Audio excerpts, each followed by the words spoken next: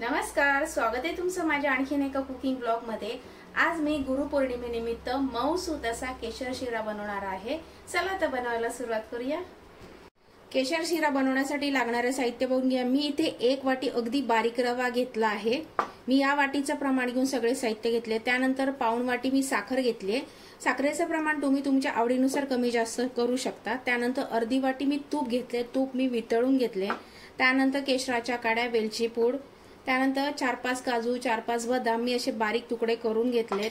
त्यानंतर काळ्या मनुका आणि बेदाणे घेतले। सगळ्यात आधी आपल्याला रवा भाजून घ्यायचा आहे। मी गॅसवरती कढई ठेवली आहे। आता हा रवा आपण भाजून घेऊया। अगदी मीडियम टू लो फ्लेम वरती आपल्याला हा छान भाजून घ्यायचा आहे। अगदी डाग पडेपर्यंत आपल्याला हा भाजायचा नाहीये।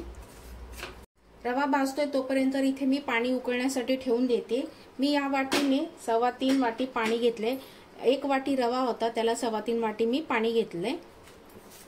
पाणी उकळण्यासाठी ठेवून देऊया। रवा 1 मिनिटभर मी छान भाजून घेतलाय। आता आपण याच्यामध्ये थोडं थोडं करून तूप घालून रवा छान भाजून घ्यायचा आहे। पाण्याला उकळी यायला सुरुवात झाली आहे। आता आपण याच्यामध्ये साखर घालून घेऊया।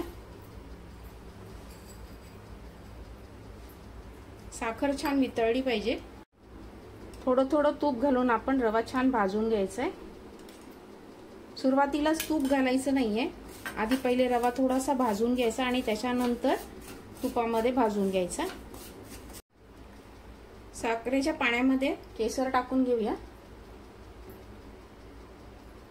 केशर नसेल तर तुम्ही खायचा रंग वापरला तरीही चालेल। आता पाण्याला छान उकळी काढून घ्यायची। थोडं थोडं तूप घालून आपण रवा छान भाजून घ्यायचा आहे। आणखीन 2 चमचे तूप टाकते याच्यात आणि याच्यातच मी हे काजू आणि बदामाचे तुकडे सुद्धा टाकते, म्हणजे वेगळं भाजायची गरज नाही, याच्यातच छान भाजले जातील। मिक्स करायचे। तुम्हाला हवे असल्यास काजू आणि बदाम वेगळे तुपामध्ये तळून घेतले तरी चालतील, पण मी ह्याच्यातच भाजतीये रव्यामध्ये। रवा छान 5 मिनिट मी भाजून घेतलाय तुपामध्ये। आता मी सध्या गॅस बंद करते, कारण का पाणी टाकणार तेव्हा हे सगळे शिंतोडे अंगावरती उडतील गरम गरम, म्हणून मी गॅस बारीक केलाय। आता थोडं थोडं पाणी घालून आपण मिक्स करून घ्यायचं।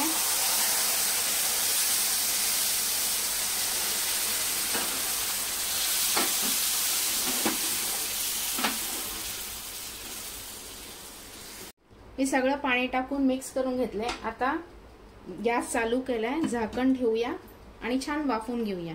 तुम्हाला जर शिरा थोडा सुट्टा सुट्टा हवा असेल तर पाण्याचं प्रमाण कमी केलं तरीही चालेल, पण मला मऊसूत हवाय म्हणून मी 3.25 वाटी मी याच्यामध्ये पाणी टाकले। 2 मिनिटं मी रवा छान वाफवून घेतलाय। आता याच्यामध्ये आपण हे मनुका आणि बेदाणे टाकून घेऊया। त्यानंतर उरलेलं तूप आहे ते सुद्धा आपण टाकून घ्यायचं याच्यामध्ये। मिक्स करायचे। छान असा मऊसूत केशर शिरा बनवून तयार आहे। आणि अगदी गॅस बंद करताना आपण याच्यामध्ये वेलची पूड टाकायची। 1 पाव चमचा वेलची पूड टाकते। मिक्स करायचे।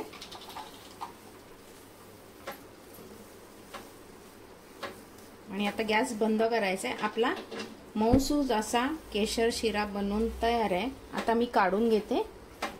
मऊसूत असा केशर शिरा बनवून तयार आहे। खूप सुरेख लागतो, रंगही खूप सुरेख आला आहे। तुम्ही हा घरी एकदा नक्की ट्राय करा आणि कसा झाला मला कमेंट बॉक्स मध्ये नक्की सांगा। मऊसूत असा केशर शिरा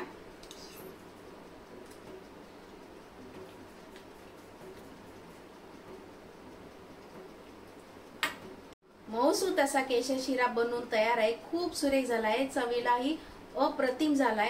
साखरेचं प्रमाण अगदी बरोबर आहे।